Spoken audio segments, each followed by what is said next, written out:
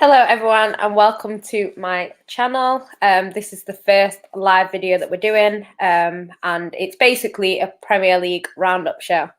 So with me I have Ryan, who is a Liverpool fan. You might have seen him on Sarcasm City. He's probably the most well-rounded Liverpool fan that I've met. Oh, thanks for Opinions that. are spot on, I think. So yeah, that's Ryan. You can follow him on Instagram. His Instagram is at the bottom. I've also got my co-host from Sarcasm City, my best friend at the moment. That's me, Flawless. You've probably seen him everywhere on YouTube. He is literally on every show. He's a Man United fan, unfortunately. But yeah, apart from that, he's great at what he does. And yeah, big up to him. I also have, who I also co-host with on Dear Dugout on Tuesday evenings, is Jay. He's a Chelsea fan. We've not done too many football shows together. We used to back in the day. But our Dear Dugout is a non-football podcast. So if you want to ask any questions about me or him or our other host, Deva, just hashtag the question with Dear Dugout and we'll answer it on our show on Tuesday at 10 p.m. So yeah, today we are just going to talk about the top sort of 10 teams in the Premier League. So we'll start with Liverpool. Obviously, Ryan is a Liverpool fan. So I just want to find out how you think your season's gone so far. And where you expect to realistically finish? It's been mixed, I'd say. I'd say 3 games back, I would have said, this season's gone really well considering the amount of injuries we've got.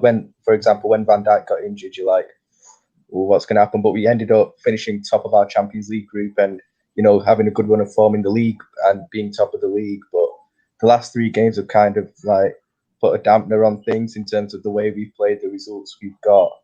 And, we're top at the moment, but probably only for 2 more days until United beat Burnley. So it's kind of been mixed. Yeah, I mean, I have to accept it, innit? But yeah, but at the moment, I'm not enjoying it that much, to be honest. I'd prefer it if we were about 10 points clear like we were last season, So, yeah, what can we do, I guess? Yeah. Where do you think, realistically, if you had to guess now, where do you think you'd finish? Obviously, it is a long way from the end of the season and it's very close. So I understand it's quite hard to know right now. But where would you expect to finish? It depends kind of on what happens this month in the January window, whether we buy a centre back. Even though defensively we haven't actually been that bad recently, it's more going forward. But the way we're playing at the moment, I can't see us winning the title, I'll say that. But, if we do get our form back, go on a run, I think beating United next week would be a big, big thing for us in terms of that. If you want to win any game to give you confidence to go on a run, it's that game. And, I think Champions League, I'd expect us to get past Leipzig over 2 legs. So I reckon we could go far in that. But the league's actually the one where I've not got a lot of confidence in at the moment, just by the way we're playing. And, maybe getting Jota back in the next month could be a big thing for us. But I don't know. I'm not holding out that much confidence for us at the moment, really, in the league anyway. So I just actually want to touch on, before I get into everyone else's opinion, the transfers that have come in. So obviously for Liverpool, it's Jota. Did you sign anyone else? Thiago and Tsimikas, the left back, I've only seen play twice. So can't really say much about him. He's injured at the moment. Yeah, so what's your opinions on them? Obviously, for me, like as a City fan, I've seen Jota come in. He's just fitted in perfectly. He's been brilliant for you. Obviously, Thiago is a fantastic midfielder. So obviously, he's had a few injuries. Now Jota's injured as well. But how do you think they've done for Liverpool since they've come in? Well, I'll leave the left back out of it because I've only seen him play twice. But in terms of Jota's definitely, obviously being the best one, we needed that kind of depth in the attacking areas because if, you lose one of the front three, you have to bring in the likes of Origi, Minamino. So Jota just gave us kind of he's a bit of a different player to what the others are in terms of he's definitely the best finisher at the club. And you've seen that by the way he's taken his chances, how composed he is in front of goal. And he's just fitting the system so well. It's like when we signed him, I knew nah, this guy's going to be good because I've seen him at Wolves and I could tell he's a Klopp player. He just has all the attributes to fit into the Klopp system. And he's just been great. He scored a lot of clutch goals as well, winning goals against the likes of West Ham, Sheffield United. So he's won us a lot of points as well. And obviously, it's just a blow that he got injured. And I blame that all on Klopp, to be honest. No one else, I love Klopp, but he didn't have to play him. Why did he play any of the, first team in that game? I was expecting him to just put out his reserves or something against Midfield, and it ended up with Jota getting injured. So I think he might be back maybe for the Man City game. I heard them say maybe. Oh gosh. But no, I love him personally, and I remember saying to my dad when he joined, I remember saying to him, Jota, because I'd seen him at.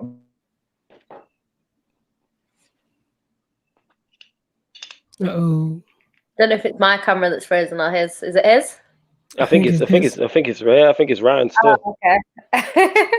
I was sure in a minute. He'll be back, man. But yeah, we'll move on to what you guys think. So, what's your opinion on Liverpool this season? We'll start with you, Flawless, because obviously you're closest in the league. Yeah, that's true. Yeah, say that again. You know what I'm saying? Lovely intro, by the way, as well. The intro was great, and it minus the Manchester United slander, A1. You know what I'm saying? So it was like A2. I loved it. Thank you very much. Secondly, yeah, Liverpool have done, even with all the injuries they've had, they've done what you would expect them to do. Like they were my favourites going into once all the transfer that happened in the summer. They were my favourite. Yeah. Yeah. Is that better? My internet was just waiting. Going into the league because they signed Jota, because they signed Thiago. That's that. Yeah. So yeah, what was I saying about Jota? Yeah, he's just been brilliant, and I said I think he's already better than Mane and Salah right now, if I'm being honest, because those two are playing like absolute jokers at the moment. Especially that Salah geezer. Honestly, like I'm fed up with him. I've wanted Salah out for about well over a year now, and people are like, "Oh, why do you want him out?" and stuff like because he's Salah out, I've seen it on the pitch. Like, if you don't watch Liverpool over 90 minutes, this guy is the most. Is man saying Salah out? Yeah, is man saying Salah out? Bro, I've been Salah out for about over a year. Man is saying Salah out. Yeah, I've been Salah out. Okay, sorry, someone rang me, but let's get into this. That's why I cut off in it. Go on. Let's get into this, Ryan. Let's get into this. This is what we're talking about. I've got a lot to get off my chest about this guy. I said Salah out for over a year. I know. Serious. You've been Salah out nearly as long as I've been Ollie out. But let's go in it. All right, let's go. Nah, you know what it is. Obviously, I loved him after that first year at Liverpool. The 44 goals and everything. Like, how can you not? But then, obviously, when you get into the next season, later on in the next season, I've watched him. You keep watching him over 90 minutes, and you're like, this guy is the most frustrating player to watch in terms of he can't control the ball properly, he can't pass properly, he's not clinical, he's all he is a good athlete, really. He's just fast and strong. That's literally it. And he's in a good team where in an attacking system which is going to get the best out of him. Like, honestly, he just annoys me when I watch him play. I'm not sure if I'm awake. What am I hearing? For real. Salah out. Yeah, Salah out all day. And now, especially because of that interview he had to the Spanish media a few weeks ago about Real Madrid and Barcelona. Man, I've got no interest in keeping him now. Only I just want him gone. Like, I'm sick of him. Is that you, Ryan? Man said he wants him gone. I've got no interest in keeping him at all. Like, listen, when I said this about Hazard, the man didn't want to come to my head on a plate. Yeah, people get the wrong impression. people think Salah's like this amazing dribbler and great to watch. He's the worst. He's one of the worst dribblers I've ever seen. It's horrible to watch.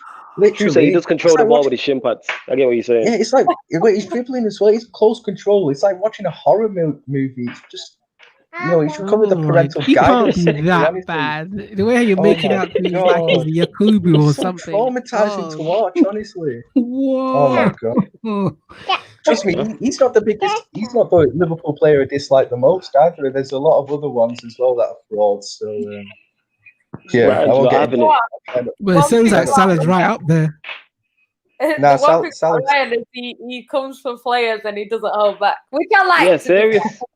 A lot of people, when they've got a team like their squad, they'll kind of defend every player and they'll be really bad and they'll be like, but not me. And I get supporting your players, but I think sometimes like they deserve criticism, and I think some people some players in particular never get criticism, and I think sometimes it's kind of a bit deserved.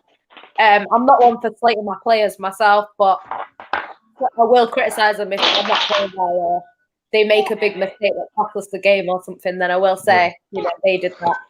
I think it's also very different as a fan than an opposition fan. Like I watch the odd Man United game, but I don't watch Man United religiously.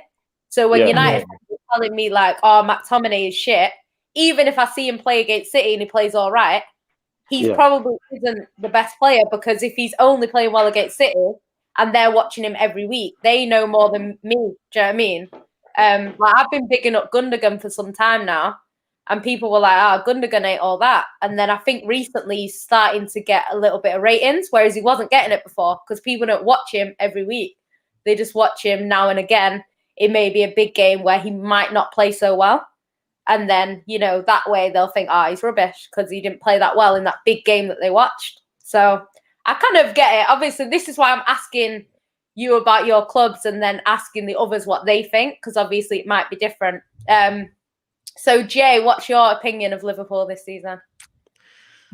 Listen, now, I don't know what it is, but Liverpool, I didn't think they're going to win the title this season. Am I in sync? Because I feel like I'm out of sync. Now you're all right. I'm good. Okay, good. So yeah, I feel like Liverpool were not going to win. I'm not going to win the title. The reason why I say that is because I don't think they replaced well enough. Jota, Thiago, good signings. The injury hasn't helped.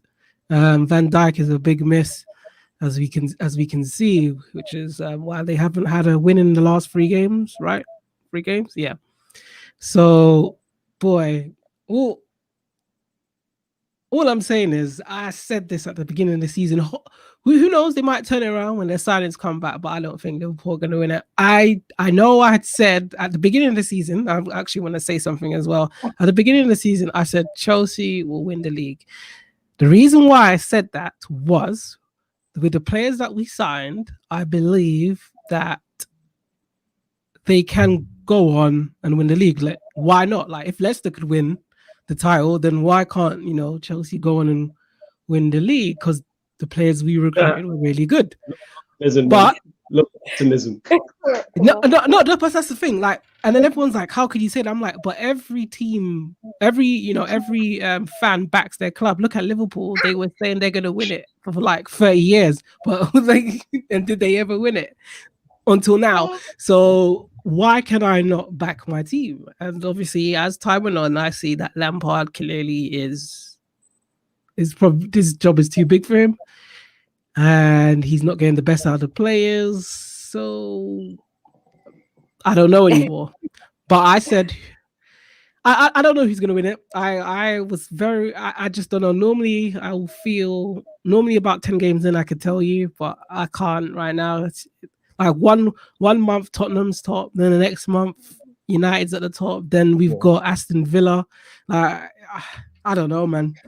And all the teams are so close together. Like, one win could take you from 8th to 2nd, and one loss or one draw could drop you from 2nd to 9th. Like, I can't really tell right now. But I don't know if I think Liverpool's given it all in terms of they've been doing this back to back to back. Even City, at first I had ruled City out. I didn't think they would be winning the title. I think they could possibly come back in right now because the way how everything is going it's very open. Look at you at 1 minute, Man United. At 1 minute there were 2 games in, and Man United was 6 points off the top at one point. You know, down then relegation, and now look, they're 1 game, and they can be at the top of the table. And it's I don't know. It's very it can go any way. So I think a team just needs a run of games where they just win it all, and I feel like then they can pull away. But for now, I don't see anybody pulling away with the way how it's going. And God forbid they stop the Premier League because of the COVID outbreaks. Obviously, you know, protect the players in that, but I don't know. If football stops again, that will change it all up again, and then that's it. Liverpool get all their players back, Van Dijk, and they might be right back in it. So so much could happen, man. Like, this is probably one of the best seasons ever. I like that. Anything could happen. That's what I want to see. This is what I like to see. But Chelsea doing better as well. I think the problem is with Sorry, go on. My thing's a bit slow. All right. I think the problem is with Liverpool is we're realizing a lot of our players aren't actually that good. It's just a system that carried them. Let's go, man. Let's go, Ryan. This Liverpool slander is wonderful. Let's go, Ryan. Let's go. I got your back here. Let's go, fam. The miracle. Klopp is the miracle worker. He's literally like, the guy's a god. He's making like Henderson and these guys over the last 2 years look okay. Like, and now you're seeing their true selves come out this season. You know, Henderson, Ronaldo, Salah. You know, all these guys are just not good footballers. They're so average, and you know, you're seeing that come out now. And you know, hopefully, you know, Klopp gets this. You're a Liverpool fan, yeah? I'm just checking. I'm just checking. Oh, you know what it is, right? I'm just checking. Football for me is you know what it is? Football for me is an entertainment sport as well. Like, obviously, the most important thing for me is my team winning, but I want to enjoy watching them as well. And no one can tell me I enjoy watching Henderson and Wijnaldum. Like, come on, who would enjoy watching them? The thing is, the thing is, okay, I hear what you're saying. But you need to understand, Klopp, for me, I think Klopp is the best manager, like, right now, and then Pep is next. It's close, I would say for me, Klopp edges it. The reason why I say that is because I think Klopp, he does. Pep, obviously, every coach needs to get the players that fits their system, but I feel like Klopp does it a bit better in terms of the players. I feel like Klopp makes world-class players, but Pep needs world-class players to make his system work. But Klopp can take good, decent players and make them world-class for his system. And that's why you got the Hendersons, like you said, are playing in a certain way, because there was a point where Henderson was out and Liverpool weren't looking as great. So it just goes to show that he may not be as good, but he does the job that he needs to do well. Because with Liverpool, we know your midfield is non-existent. It's just the engine room. They just recycle the ball, carry it forward. You just press at everybody at high intensity, snatch the ball back, and hit them, and go forward. So you don't actually need any creativity as much in midfield. So I guess now, when you know a few pieces are missing from the puzzle, you're actually looking at it and you're like, you know what, this is actually dead. Like, why am I actually praising Henderson? So I can understand that, but you got to trust in the system. This is what happens with system football. I trust. But you need to also remember, you trust the system, but you don't trust the players, is what you're saying. Klopp's I don't fine. trust the players. Klopp's the miracle man, but you don't trust the players. Well, you have to trust the players because the players won you the league after. He's talking about like the backup. He's talking about like so much like. not their top players, not your Manes. Obviously, you don't. No, rate but Salah, Henderson not is a top Jotas. player I for would say them. he's a top player. He's a Listen, good that player. he's That's first. it. He's the first on the team sheet in midfield if he's fit. Who goes over him? Thiago and Fabinho. Thiago. Yeah, but Thiago just came. Yeah, but But Thiago, that before tells you how good. last season, what was it? Henderson started. Yeah, but so did Yeah, but Fabinho. we have Fabinho's crap miles. midfielders, Sorry, that's why he's like that's just true. the less rubbish out of all of them. That's it. Yeah, that man got Fernaldum. Who else is in there? Yeah, Keita. Ronaldo, Keita, Ox. Oh my god. Yeah, No, yeah.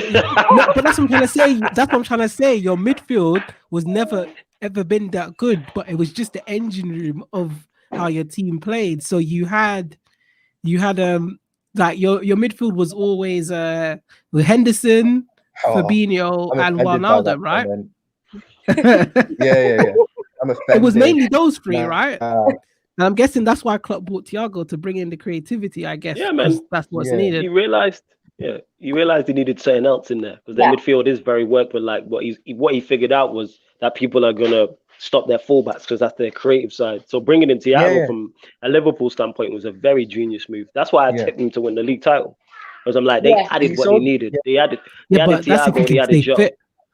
Yeah, of course, staying fit. And then I looked at City and I didn't expect Diaz to have the impact that he had.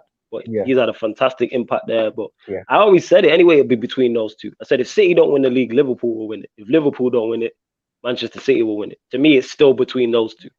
Despite injuries and inconsistent, it's those two to me. Do you know what I've said? Diaz signing was sorry. Seasons though, I've said because I actually said last season that I didn't know if Liverpool would win the league, obviously ahead of the season starting, because I was like, if they get injuries, they will struggle. So obviously they didn't. It was us that got injuries that affected, in our defense, that affected how we went about the season, and obviously we didn't do very good. So Liverpool ran away with it. But I was thinking if they get injuries, they'll struggle. And then when they got Thiago in and they got Jota in, I thought, oh, okay. So even if they get injuries now, they've still got a good squad. Do you know what I mean? Obviously, I knew Van Dijk was a little bit of the key in terms of if he's out, they'll struggle a lot more. But then they started the season and they were winning anyway. And everyone else was the ones dropping points. So I was like, okay, they should win it again. Obviously, recently, I think it's kind of started to show a little bit more, like Van Dijk's, how much he's missed at the moment. I think it's showing these games that they're dropping points in. Maybe they wouldn't drop points if Van Dijk's in there. I don't know. I know some of them have been like draws and whatever, but I think in general, I think his leadership is kind of being a bit missed right now, where he pushed that team on to win. We've seen it with Company in the past where, it's not him scoring the goal, but he's pushing the team on to win that game late on or whatever. And I think Van Dijk's a little bit missed at the moment. But they're still, up until recently, they were still getting the results. So like you say, I still think they're in there. And I think they'll only get better. Liverpool are not going to get worse. They're probably going to get better. I can't see it's getting worse. Yeah, so I mean, think... you saw it. Yeah, go on. You saw it the other night, how average our midfield is against Aston. Like, we're playing Aston Villa's, like, under 12s, whatever they were, right? And they man are doing their GCSEs this summer and that. You know what I'm saying? Yeah, they were getting dropped off by their parents because they didn't have driving licenses. I mean, like... Yeah, facts. And trust me, they weren't that special, the kids. I can't see a lot of them making it in the Prem, I'll be honest. They weren't. Maybe except for the guy who scored, that Barry, he was all right. But hey, let's go, honestly, Ryan butchering everybody. Let's go, fam. I'm with this. Let's go. This guy's in it for everyone right now. In the first half, right? We were so bad. Like, we had Henderson and these guys in the first half can't break down an Aston Villa under, like, 18s team. Like, what is that all about? Like drawing 1-1 against these guys. Like, any team with a decent midfield, that game's ended in 10 minutes. That game literally ended in 10 minutes if there's decent midfielders there. And then Thiago came on at halftime and showed them all how to play football properly. Like, Thiago did come on and make a difference still from what I seen. I didn't watch the full game, but from the pieces I seen, Thiago came on and showed. Like, what's your thoughts though, Ryan, on the compilation videos getting made of Thiago after that game on social media? considering it was against Aston Villa's under 18. I was laughing at that because he played well, but like, come on, man, it's Aston Villa's under 18s. Like, if he didn't play well, I'd be worried. Like, if he performed well against Man United, like if you perform well against Man United on the weekend, then fine, cool, make your videos and all that, but not Aston Villa in the 12s, wherever they were. Like, he played well, but let's go, Ryan. I expect him to. Who else is on Fraud Watch, Ryan, innit? Who else don't you rate, man? Let's go, let's go, Henderson slander. Let's go, fam. The fact that Henderson couldn't perform against these guys just shows how bad he is, right? Yeah, but Henderson, right? I'll listen. Yo, Jay, don't stop this, innit? Don't stop this train. Let him go, man. I'm not. Go on, Ryan. Keep going. I'll listen. Gomez is the worst one. He's like 4 years of being like this with him. Ronaldo second. Salah third. Oh yeah. Wait. What did you say Gomez is? You called him a pacey Lovren, innit? Quick Lovren. You called Gomez a pacey Lovren. I said if you take don't diss my boy Lovren, innit? Like, Lovren's the guy. He's not joking. Lovren's crap, but do you tweet this on Twitter? Nah, if you take Gomez's pace off him, Lovren's better than him. I'll be honest. Gomez is awful.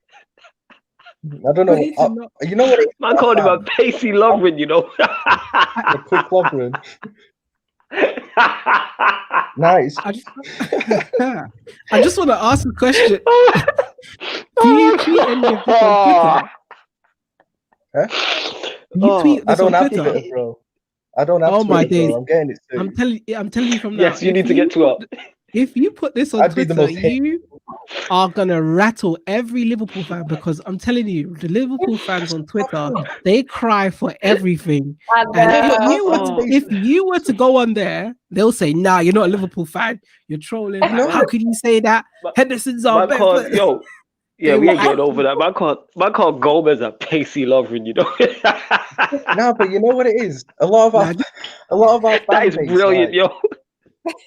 A lot of fan base are just. I don't get a lot of our fan base because our fan base like these passion merchants with no ability like Henderson. Like, they like these guys. So you know what's going bad about some of our fan base, right?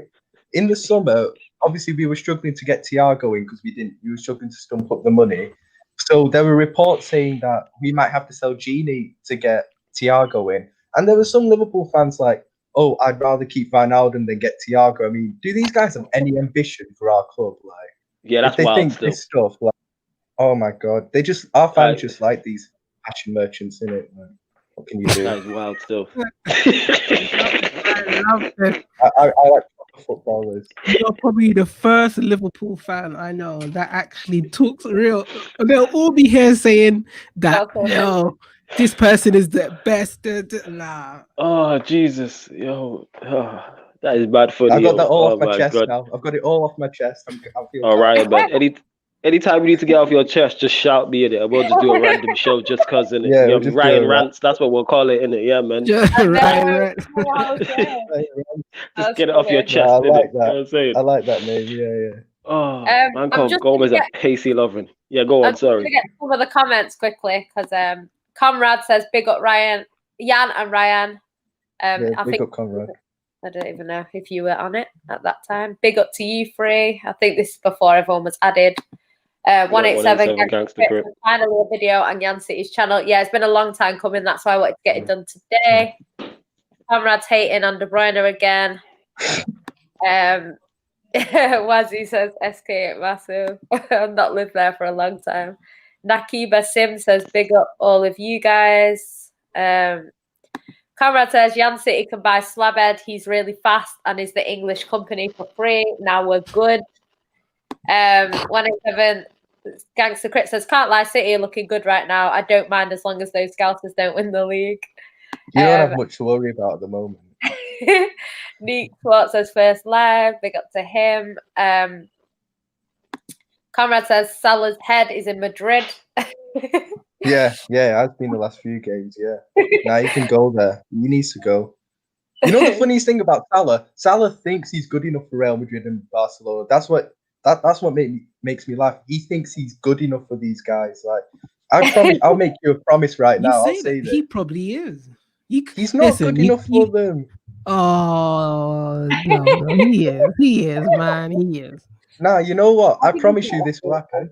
If he does go to Madrid, in his first 10 games, Real Madrid fans will be booing him and holding up those handkerchiefs, whatever they do. Trust me, first 10 games they'll be doing that. Nah, I promise you. You're just mad. That's not gonna happen. Me.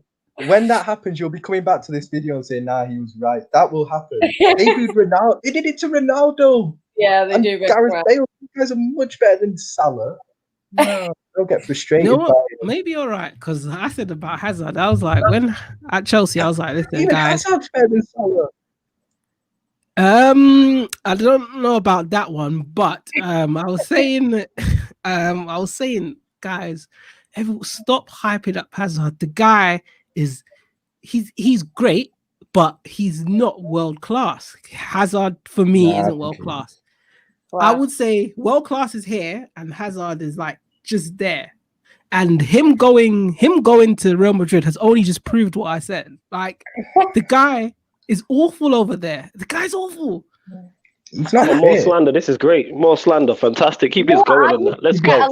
I used to get a lot of stick because I used to rate Hazard, but I didn't rate him as high as everyone else. And a lot of people used to give me stick. So I'm actually surprised to hear that from a Chelsea. I get a lot of stick. Everyone's like, nah, you're not a Chelsea fan. Nah. I'm like, no, I'm not a Hazard fan. Like, the club is bigger than the player. Like, why are you guys coming at me? Listen, the guy, I'm not saying he's rubbish. I just said that. Hazard just ain't basically you're calling him the Belgian Nathan Redmond, yeah? I get it off your chest, man. Let's go in it. Let's go, man. It's fine, man. Listen, get it off your chest, Jay. He's better. Okay. He's definitely better than Nathan Redmond. But for me personally, most Chelsea fans, all Chelsea fans just absolutely adored him. Like, he could do no wrong. Like, to say the guy didn't have a good season, then disappear for a whole season, then come back with an okay season, then disappear, and then come. There's the consistency's not there. And for me, that if you can't be consistent enough, like in a row, then you can't. You're not good. You are good, but you're not world class, man. It's interesting that you say that, because that's what I always say. Because they always talk about world class players, and I don't put that many players in world class.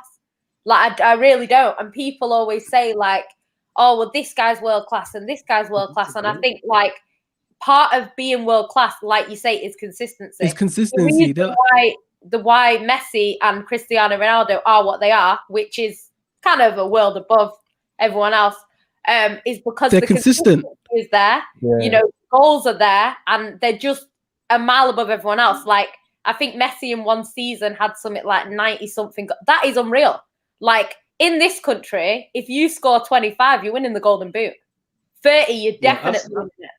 Do you know what I mean? Hazard was I don't understand. The guy went there, like, who gets their dream move and then just eats so much that they can't even be that fit to play? Like, I just don't understand. And these men want to tell me that this guy is world class. Then I was like, yeah, he's top 3 players. Top 3 of what? He's not top 3. But that's what I'm trying to say. People are telling me that. I'm like, you guys need to settle down, take off your blue glasses, and look at it. The guy isn't as good as you guys think he is. And look, at Real Madrid, this guy's probably got about 3 assists for 2 years, or however long he's been there. Listen, I'm just happy in it. Like, I said what I said, and it's come to pass.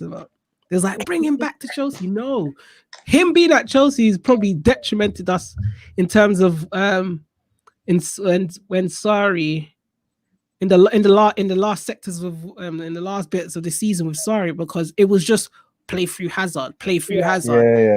And if we didn't play through Hazard, nothing will happen. That's why when Frank came in, and I was like, look, you're going to see a difference now in terms of there's going to be more attacking options, which there was, but we just couldn't finish the chances. We looked better under Frank in the first season. We looked better going forward, attacking wise. Like, we created chances. We were scoring goals. Yeah, that's when Hazard left. I'm just like, this is why you can't just rely on one player. I don't know, man. But Well, maybe listen, that's every time I say that, I get skinned for it. But Yeah, but hey, man, innit? Leanne and these guys, and they're not going to do anything. So all the emphasis had to fall on him. He had to take most of the responsibility. When you got dead ballers like Willian and these guys with you in the Willian as well. position. He's another one. Oh my! He's crap. He's awful. Arsenal slander. This is Listen. already 35 minutes in. This is fantastic, isn't it? Let's get to the Arsenal slander.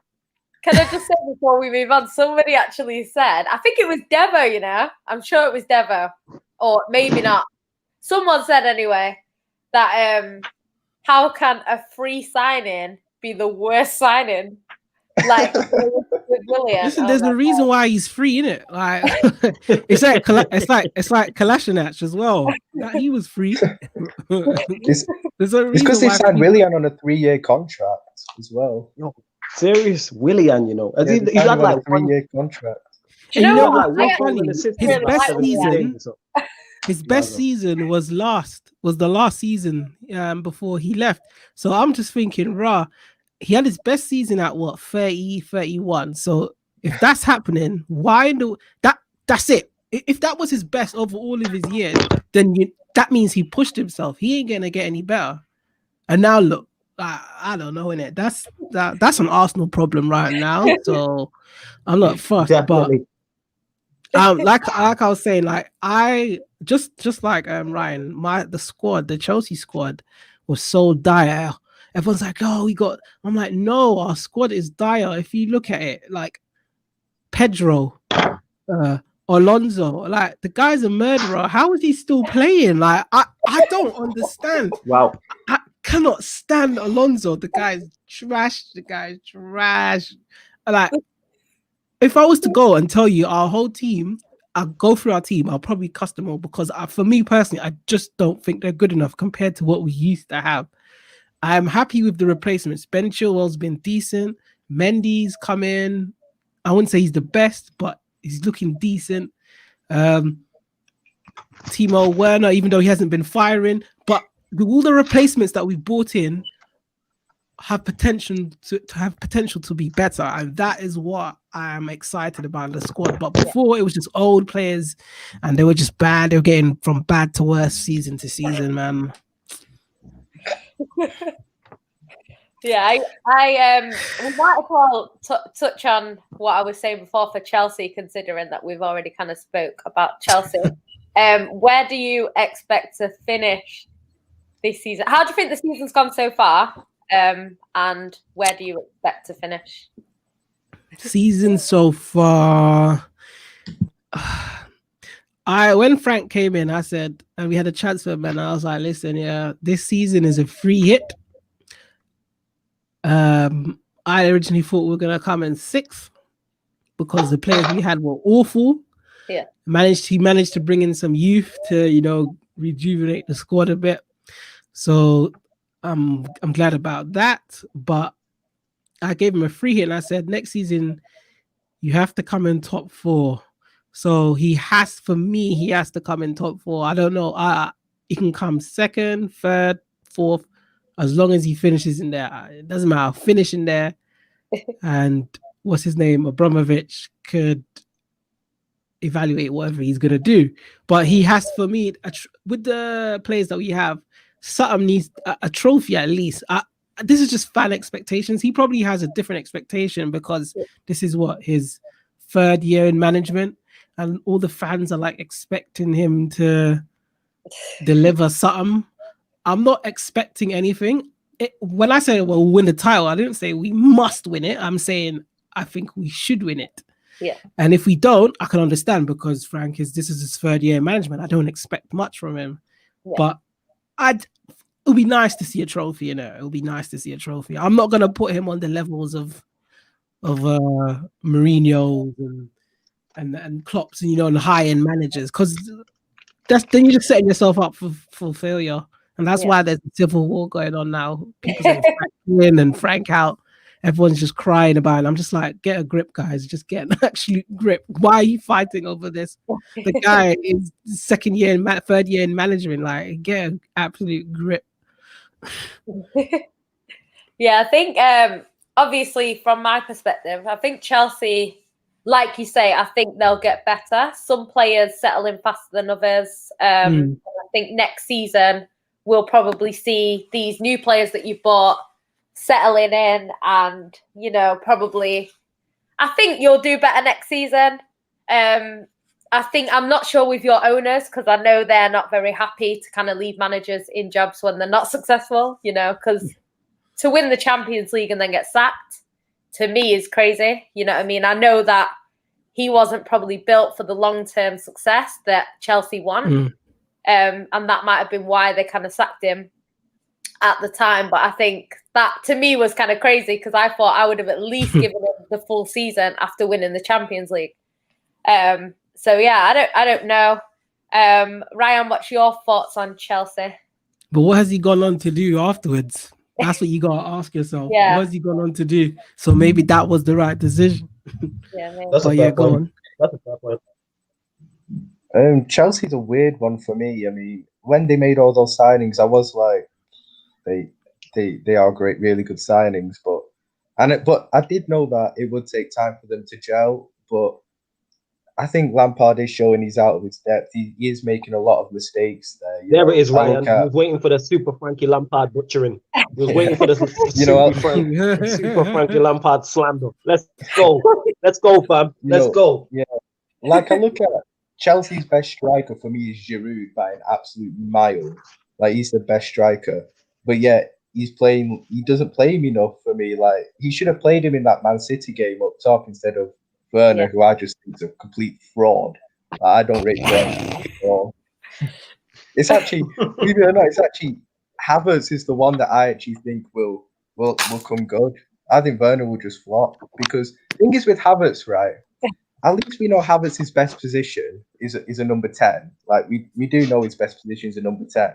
Whereas Werner, I don't know if he's best on the left, up front, in the 2. Like, I just don't know.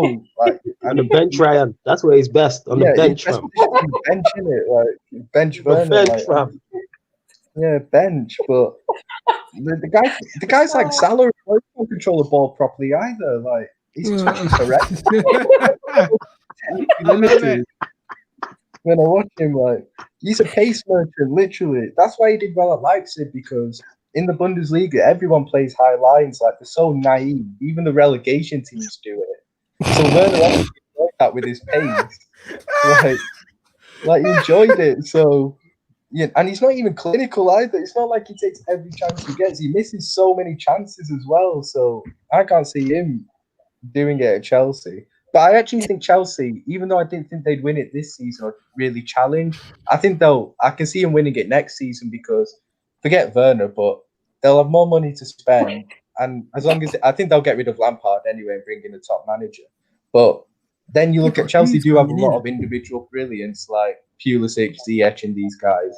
And I think the only reason they're not performing as well at the moment as a team is because there's obviously a lot of them, it's their first season in the Prem and first season in that Chelsea team. So I think once they've had a year to gel and, a year with each other, I can see them next season definitely challenging, actually possibly winning it as well, but not this season. I think, you know what's your thoughts for all this? Because I've not asked yours on Chelsea. On Chelsea, yeah, sorry, I'm still getting Ryan, has been butchering everyone. I love this. I'm a couple before we get to Manchester United. But on Chelsea, I think they signed. I thought they had a fantastic transfer window. People saying to me they didn't sign too many players. They needed all the players. There isn't one player they signed, I believe, they didn't need. They literally signed 5 or 6 first teamers. I think every player they signed, I think Thiago Silva, Chilwell, the goalkeeper, Werner, Havertz, Ziyech, they all go into their first 11. So they got everything they needed. The only issue that Chelsea was going to have was the manager. We were going to find out about Frank Lampard. Because I said this, the only other teams that worry me, I think Liverpool and City are clear of Manchester United. But I think the only other team who could possibly challenge is Chelsea. And that's literally because, like Manchester United, their talent. I put them in the same boat as us. The only difference is their manager's only 2 years in. So I'm less critical with my critique of him because he's only 2 years in, so we're going to find out about him. Whereas our manager's been managing 10 years. So it's like he isn't really going to get that much better. He's still making rookie errors. Whereas with Lampard, you expect rookie errors because he's a rookie and he is literally learning at the highest level. That being said, is he making mistakes that make is he making decisions that make no sense to me? Yeah. Like playing Werner in to accommodate Tammy Abraham. Like, I don't get that. If Chelsea had a bad boy number 9, like a Lewandowski, and he's playing Werner out wide left to accommodate him, it makes sense. But you're playing your number 9 you signed to play Tammy Abraham up front, who I look at Chelsea strikers, I don't think Tammy Abraham's that bad, but he's your 3rd best striker. I think Werner's better. I think Giroud's better. So why are you shoehorning this man in? And then he'll play Mount out wide, not playing Callum Hudson-Odoi. Why he's not playing Havertz in the 10, I don't know. Like, to me, it makes no type of sense. So that's how I'm looking at it. Yeah.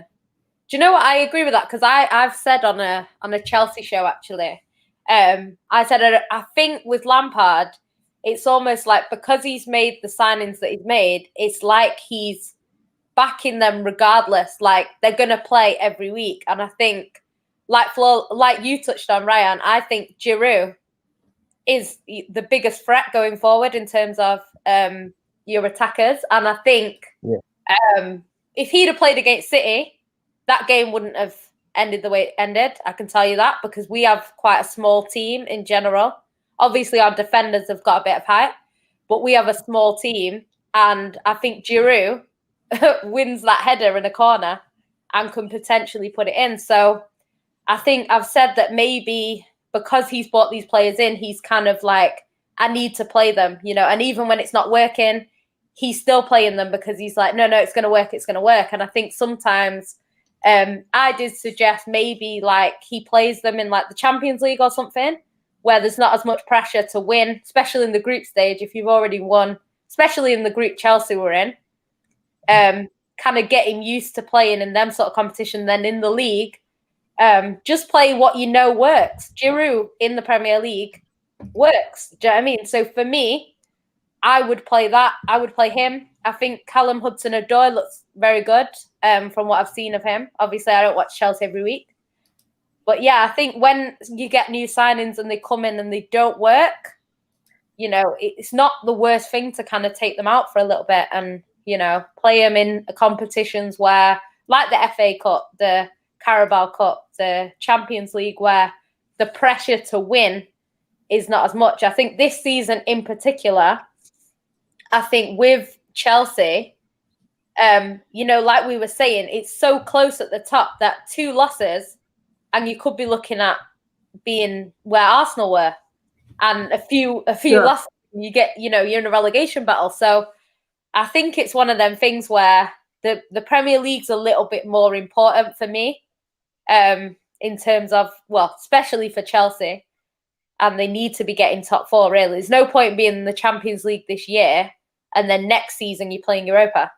It doesn't really make much sense unless you're going to go on and win the Champions League, which I don't think they will. You know, the Premier League's got to be the most important and he has to prioritise that. So, I don't know. I think just simply that he's brought these players in and he's kind of thinking it's going to work, it's going to work. And I think it's just a bit of naivety from the manager. So, like you say, he's not been in it. He's not been in the job that long, so you can't really criticise him too much. I would give him longer. I wouldn't say Lampard out or sack him because I think he deserves a little bit more time. But I know Chelsea, their club in general, are not very forgiving. So I don't think they're going to kind of give him as long as he probably needs. So we'll see what happens. Maybe because he's a club legend, they'll give him a bit longer. Who knows? But I can't see it. With Chelsea's owners, I can't see it. So I don't know. Maybe, like I said, maybe him being a club legend might give him a squeeze. We'll soon find out. We'll soon find out. We'll move on now to Man United. Because obviously I was only going to do about half an hour, but it looks like doing at least an hour. So, yeah, Flawless, what's your take on Man United this season? And where do you think you're going to finish? So in terms of our results, good. Can't argue with our results because somehow miraculously we are top of the league or joint top with the game in hand. If Manchester United beat Burnley on Tuesday, we go 3 points clear. And it's like 18, 19 games gone. So you can't argue with results because, you know, results don't lie. That being said, our performances are still up and down, inconsistent. Like we've been on many watch-alongs, and all the watch-alongs we've done, we end up talking about other things, talking about food, people's hairlines, people going on holiday, all types of stuff, because that's how bad the game is, because our performances are that bad. Someone said it on a live stream when I was on with Saeed, shout out to Saeed, and I was dying laughing. And someone said United are Moments FC, and I laughed. But then I realized, like, even though it's funny, it's true. We literally rely on individual brilliance to win us football matches. But because we have so much talent going forward, more often than not, it works. And this is why we're top of the league. So this is why you hear fans like myself and other fans still not 100% happy despite the position we're in, because we know everyone else has been inconsistent, one, and two, it's not sustainable over a long period of time to win a league title or challenge for trophies. Like, it's not. Like, I would look at the Manchester City game, for instance, no individual brilliance, nothing. City didn't even play that well in the semi-final, but we didn't lay a glove on them. But then you look at, say, the Wolves game, for instance, didn't play well, but one piece of skill from Rashford and a deflection, and we win the game. Even yesterday against Watford, not good, but we got enough to win matches because of the attacking talent we have in as many. I always use the West Ham game. That's the prime example. 1-0 down, terrible for 60 to 65 minutes, then 3 world-class goals from 3 individuals, and then the game's out of sight in 10 minutes. That sums up our season in a heartbeat. So that's why you still hear fans critical. Yes, Oli deserves credit for the squad and what he's done with it, because I like the signings he's made. Signing Telles, Donny, and Cavani in the summer, they were all brilliant additions. All fans, and even before that, I like the majority of his signings. Minus Dan James, he's probably the only one I look at. Even Maguire, I'm constantly defending because I believe he's criticized too much. Even though, do I believe he's a world beater? No. But people blame him for goals that ain't even his fault. He always gets the blame. As soon as Manchester United can see him, somehow Maguire's fault, whether it's his fault or not. People blaming Maguire, like the goal against Manchester City. That's a prime example. That's on Luke Shaw. He's the main culprit. Yes, you can maybe blame Lindelof and Maguire, Rashford and Pogba for not dropping. If Shaw marks his man like he's supposed to as a left back, that goal doesn't happen. That's on you. I've said this before. If we're playing a match and I'm marking you, Yan City, and you score, that's on me. It doesn't matter if Ryan's on my team and didn't stop the cross. It don't matter. Like, yes, he's partly to blame, but it's my fault. I lost my man or woman in this instance. You know what I'm saying? So that's what it is. So that's why you hear fans critical. But I'm just gonna ride the wheels to ride this bandwagon and push this propaganda on social media. Like I've said before, are we in a title race? Yes. Do I believe Manchester United can win a title? No. And that's because of the manager. Because I believe when it comes down to key moments and key decisions, they'll get them wrong. I.e. the Manchester City game. Had no effect on the game. Brought on Greenwood with 10 minutes to go and Donny with 4 minutes to go. Didn't try and impact the game, didn't change anything, nothing. So, but yeah, I'm gonna still say title 21 and 21 and ride the bandwagon until the wheels fall off. Right, and there's nothing wrong with that. There's nothing wrong with that at all. Of course. Yeah, I mean, we ain't been in a title race for 8 years. I'm gonna enjoy every second of this. When we go top of the league, I'm gonna be absolutely unbearable. I mean, if we beat Burnley on Tuesday, it's a wrap. You know what I'm saying? Top of the league at this point, it's a might as well. So yeah, that's my thoughts overall on it. Okay, what's your opinion, Jay, on Man United this season? Boy, right now is a funny. Like I said earlier on the show, I didn't expect this. Like, I thought they'll just be down there. You know, the season started poorly. I don't know why my camera just looks like it's lagging. Yeah, it's a little bit, but I don't know if my internet's slow, so I can't even tell. No, just let it run, man. It's cool. Yeah, you know what I'm saying? If we can hear you. It's calm. Let it run. Cool. So, I was just saying, with Man United, I was so shocked to see what's happening now, to see them up there challenging for the title. Like it was many games to go in it. I don't think they'll actually go on and win it. If they do, there will be an uproar because all the Ollie outers will be in the mud because he's now gone and delivered them a trophy. What are they gonna do? What are they gonna do then? So it's just gonna be crazy if they win it. I wouldn't be wrong. I'm with you in it. Even though I'm Ollie out, I want to be wrong. You know what I'm saying? I've said this, and I'm not interested in being right. I want everyone who's Ollie in to be right about this guy, and this guy to deliver a league title. But in my heart of hearts, I don't believe this guy can win a league title. There's no way. If I've said this, if Ollie beats Pep's Manchester City and Klopp's Liverpool to a league title, we just need to throw football away for a year. And you know what I'm saying? Like something went wrong. You get me? In the universe, something went wrong. No, but nothing went wrong because Leicester beat those teams. Yeah, but Leicester didn't beat this Pep City though. He was trying to get it together. No, they didn't. If I remember You're correctly, right. They didn't. But still, they still beat a City and they still beat United. It's Chelsea, everybody. Yeah, but I get what you're saying, and Leicester probably deserved that, but they didn't beat Arsenal. So that's what I'm saying. If you guys do it, that means you definitely deserve it. If you've come from 1,000%, and that tarnishes Pep and Klopp's legacy, and I'm never going to let a Liverpool or City fan forget that. They let Ollie beat them for a league title. Never in life. You know what I'm saying? I'm going to be too busy partying off that, innit? Like, I don't want to. Pep or Klopp can never be in that GOAT conversation ever. You know what I'm saying? I think they're both on their way to that, but if they get beat to a league title by Ollie, it's a wrap. Conversation done. Conversation's over. Like, there's nothing that, like, if that happens, I'm telling you, innit? But I want to be wrong about it. I'm not interested in being right. I want everything that Ollie in us to say about Ollie to be 100% correct, because that means we'll win a league title. Yeah. I think that's my thought. It's one of them things where it's like it would be deserved. Like I always say, whoever wins the title does deserve it. Obviously, the season's a bit of a weird one. Kind of like the Leicester season. No one really looked at it. This season's interesting though, because even in that Leicester season, like Leicester were outstanding. Like they were beating teams home and away, you know, like the big teams home and away as well. I think Arsenal are the only team that they didn't beat out of the sort of the top 6, I think it was. Everyone else got beat. Arsenal finished second that season as well, didn't he? Arsenal finished second. Yeah. And it's that tells you how bad that season was. Arsenal finished second, you know. Well, it was because even at the end of the season, and that's why I say it was a weird one like this one. At the end of the season, it was nailed on that it was going to be Spurs or Leicester. And everyone was saying, who would you prefer? So I was saying, obviously, Leicester over Spurs.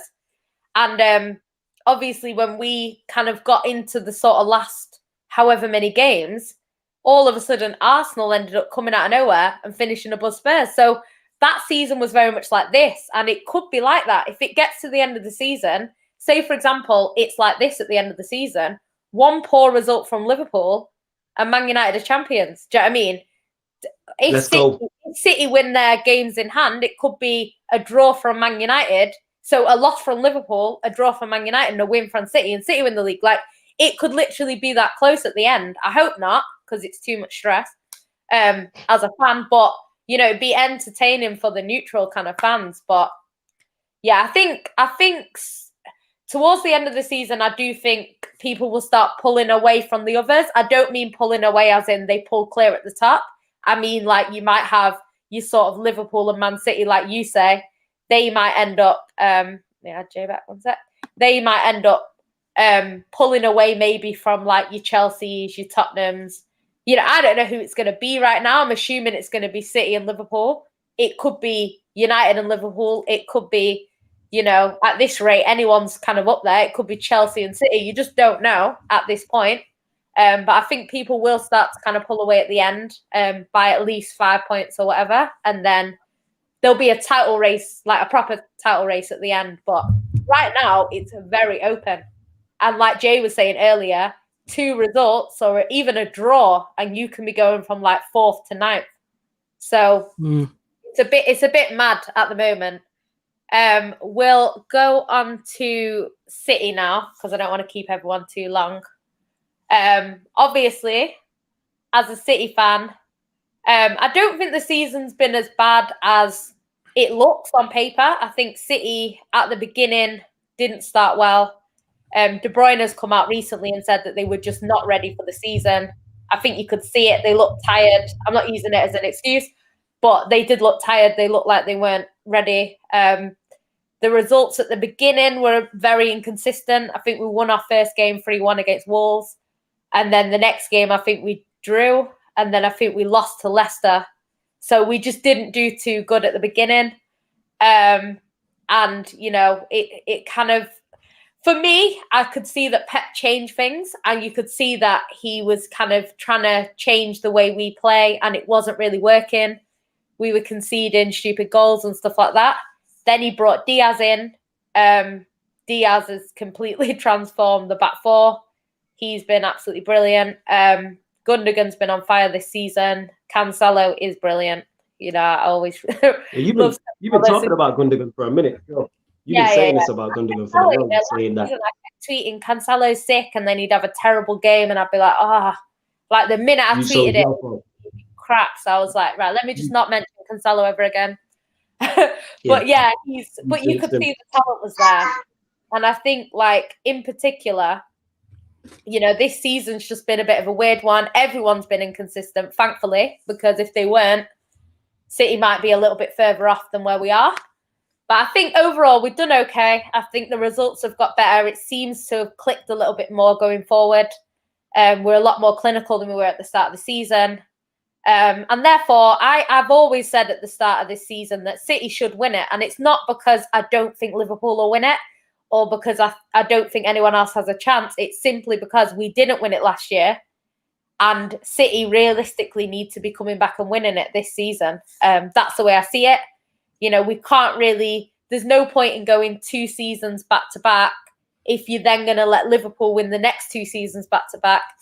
You know, it's one of them things. I think you need to be fighting a little bit more in a title race. Do you know what I mean? And it looked like I was a bit upset after the United game, the Liverpool game, and the West Brom game, because I thought, there doesn't seem to be the fight that title challengers have, where they go out there, you know, and they fight for the title. And it just didn't look like City were doing that. We weren't winning games late on like Liverpool and United were doing. And it looked like we weren't going to push for it this season. But it seems to be that since we kind of got through in the Champions League and that's been pushed aside, City look a lot better in the league. So we'll see what happens going forward. But yeah, I think we're doing okay. I'd like to think we can win the title. Whether we win it or not, I think depends heavily on the next 6 games. I think they're all winnable. I think if City don't win all of them games or don't win most of them games, I think we're not helping ourselves in a title race. And by then, if Man United go on a run, they could be quite a few points clear of us. I don't think United will win it long term. Like Flawless says, I think the football that they play is a little bit unsustainable going forward, because, you know, if they're playing that badly when they come up against the better teams, I don't think they'll win. So I don't know. We'll have to see what happens, but I think City can make a big statement in the next 6 games if they want, and then we'll see. We'll see for the title. But I'll start with you, Ryan. What do you think of City this season? Yan City, I gotta go, yeah. Bless for having me in that before I jump off. Yeah, but I'll talk to you soon, man. Yeah, anytime you already know, with people say, Ryan, keep up the slander and that. You know what I'm saying? Keep up the slander. Yeah, yo, big up to everyone, yeah? That's it. Yeah. Also, about Man City.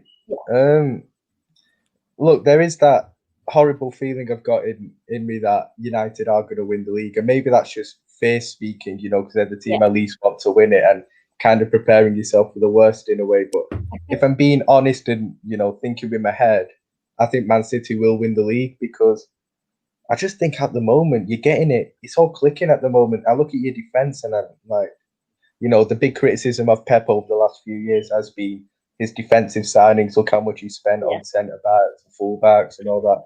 But now he's getting them on point. You look at Diaz and Cancelo or something else. Like, for me, Diaz is the best centre back in the league, obviously, because Van Dijk ain't playing at the moment, and Cancelo's the best right back in the league. I mean, I love Cancelo. Like, he's so good. Like, he's actually so good.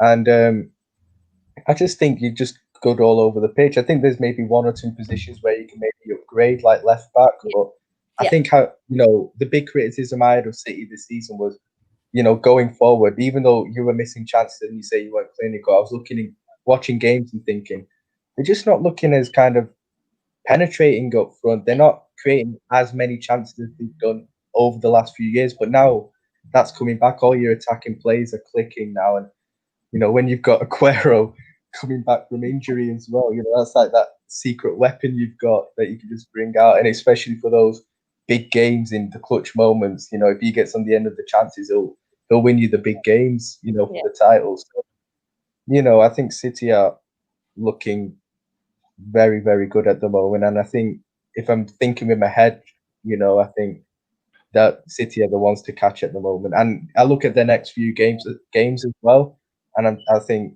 City should really pick up points. And if any teams can pull away in the next few games, it will be City. So, yeah, City were definitely my favourites at the moment for the title. Yeah.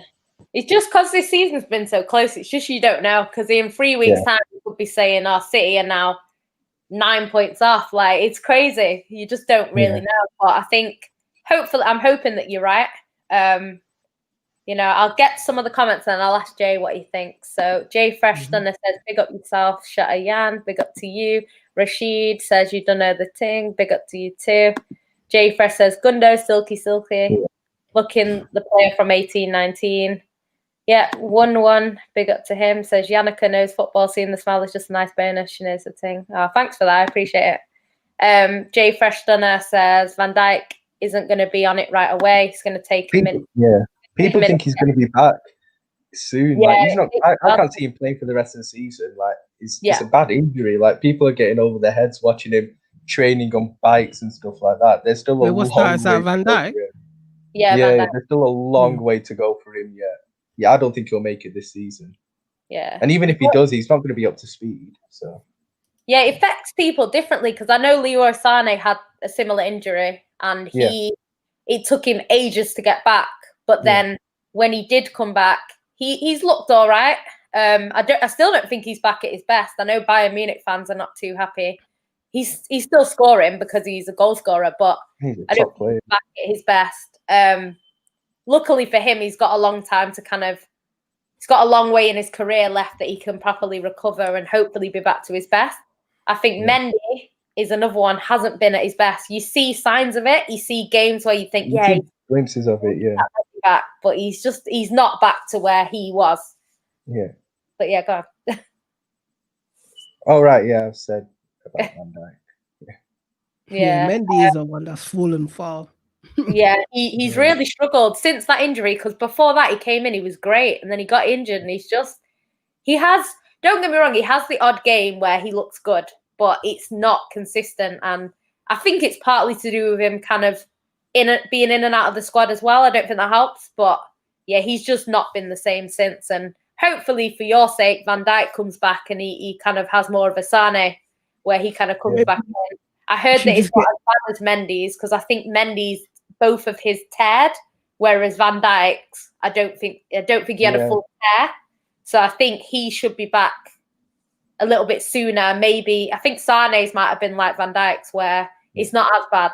So hopefully he comes back and he's all right for you. Obviously not as a City fan, but as a football fan. He'll come and just need to get him his big bum Latina. Might get his recovery up. 1-1 says, Klopp does not switch. He does what he does and sticks to his style and principles. Guardiola sticks to his core principles, but does switch it up and do some mad stuff with the shape every now and then. I agree. I just think, because me, like, I love Pep, but that doesn't mean I don't give Klopp credit. Do you know what I mean? I think Klopp, the system that he's brought into Liverpool, and the fact that everyone that's in that system looks 10 times better a player than they actually are. Yeah. They all. I think Guardiola, I know someone said before that he needs world-class players. I agree he does prefer the kind of players that he knows what he's going to get, but he does also improve every player. Yeah, you look at Sterling, Sterling's the main example. When Sterling was at Liverpool, I watched him and I was like, good player, but I never saw him getting to the level, and getting the numbers that he does at City. So that's all down to Pep. Yeah, and that's because they had Brendan Rodgers. Rodgers is a good coach, but I didn't think Sterling had the ability to, go on to do. I think if Sterling was here, still at Liverpool, and Klopp was the manager, it will be the same thing. In all honesty, I think. Yeah, then I'd be giving Klopp credit, but then you've got to give Pep credit then for what he's done with him and his coaching. I think they're it's interesting because people kind of put them, I think they're very different coaches. Do you know what I mean? And they're, like he says, they're very different. So I think they're both successful at what they do. They both win trophies. They both improve every player. They do that. That's proven. Do you know what I mean? And a lot of people say like, oh, if Klopp doesn't win it, because obviously I've said this season, I think Klopp's under a little bit of pressure, like Pep was when he won the league, because everyone was saying if he was a really good coach, he'd win it back to back. People have kind of said that about Klopp now. I know with the injuries, like people have said, if Klopp wins the league with the injuries that he's had, he's clear. And it's the same, you know what I mean? It's like that. So I wouldn't say if he loses the league. Obviously, if he loses it to Ollie, it's going to be a little bit embarrassing. That's embarrassing. No, I'm sorry, injuries or no injuries. If Klopp loses the league, it's better for everyone, because then you can say, oh, your Premier League win was actually just another Leicester. It was just a one-off. Are you actually going to win it again? They actually have to win it again. They have to, because all they won last season. Let's not be fooled. Let's definitely not be fooled, because they did not win the Champions League, the Premier League, and all of those things in one season. I don't know why they're pulling trophies from seasons before. So let's not be fooled. They only won one trophy last year. Well, you can say, last year. So is it really a good win? We got nothing else. There's no treble, no double. Just one trophy, and that's why he has to win it back to back, or else. That's what I'm saying, because this is what people were saying for Pep, and for me, I rate Klopp. I do rate Klopp. People think that I'm going at Klopp because I love Pep so much, and I always defend Pep. But I just think if you're going to have a standard for Pep, which is he needs to win it back to back to prove that he's a great Premier League manager, because Mancini was a good Premier League manager. He won us the league, he won us the FA Cup, but he's not great like Pep. Do you know what I mean? Pep for me is a different level. Pep has to win. I know you don't want to hear this, but he has to win the Champions League. Yeah, that's the thing. The same pressure that he's under to win the Champions League is the same pressure that Klopp's under to win a double or a back-to-back, or preferably both, because Pep has won the league, and then he won the league and 2 other trophies, with that Premier League title. So I think, Klopp kind of has to do that for me. But the thing is, it's the standards that have been set now. And now, realistically, a Premier League looks good. But when other managers come in and win a Premier League, an FA Cup, a Carabao Cup, it kind of makes that Premier League, when you win it, look quite basic, when in general, it's a fantastic achievement. No, obviously, but obviously, if we're going to look at all the achievements, when you look at the teams that we spoke about, like the United trebles, Arsenal invincible. I don't know why that's even a thing. Mourinho's the points tally, stuff like that, and on a back to back. When you actually, because yes, there's a lot of people that win the Premier League, but you now have to say, okay, let's rank all the winning Premier League things. So when you look at that, Liverpool finally won it after 30 years, but where are they going to be ranked upon? Because right now it's just another Leicester. Yeah. Well, it's interesting. Or Newcastle or Bolton, whatever. Whoever's won the thing just once. That's what it is right now. That's why they have to do something. For me, when Pep won it, obviously broke a lot of records, and then the next season we did really well. We didn't break as many records, but we still got 99 points or 98 points, whatever it was. And we went on the next season, and Liverpool were running away with it, and everyone was saying they're going to break all of the records that Pep's broken. They were going to get 102 points. They were going to do this. And it's interesting because I thought, oh gosh, Liverpool are going to break all them records that we've made 2 years later. And it didn't happen. Obviously, it was a fantastic achievement in general, the way they did it. And they did break the one where I think they won it the earliest that it's ever been won. With most games left, Yeah, but I expected from the start of the season, I actually expected Liverpool to break all of the records. And, it's kind of like they matched 1 or 2. I think they matched the most wins, most away wins or something like that. I think it was maybe most wins in a row. I'm not sure. Yeah, most wins in a row. Yeah, they matched something.